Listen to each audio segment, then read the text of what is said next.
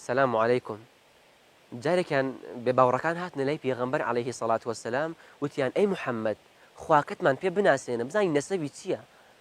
خوای گەورە سوڕەتی ئیخلاسی دابەزان فەرمووی قل ئەی موحەممەد پێیان بڵێ هو الله ئەو پەروەردگاری من ئەی پەرستم ناوی ئەڵڵایە ئەحەد قل هو الله ئەحەد ئەو ئەڵڵایە تاک و تەنهایە الله الصەمەد ئەو کەسێکە کە پێویستی بە هیچ کەسێک لە دروستکراوەکانی نییە و هەموو دروستکراوەکانیشی پێویستیان بەوە لەم یەلید ئەم ئەڵڵایە هیچ کەسێکی لێ نەبووە و نە مناڵی نییە وەلەم یولد و خۆیشی لە کەس نەبووە وەلەم یەکن لەه کوفوەن ئەحەد و لە ناو لە سیفەتەکانیدا ئەم خوای من هیچ هاوشێوە و هاوتایەکی نییە.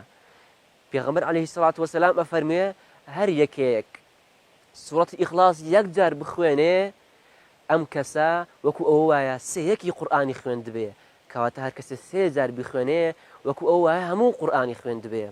ئەفەرمێ پێغەمبەر عەلەیهی سەڵات وەسەلام هەر کەسێک لە ڕۆژێکە 10 جار سوڕەتی ئیخلاس بخوێنێ خوای گەورە لە بەهەشتا کۆشکێکی بۆ دروست ئەکا و بۆ ئامادە ئەکا.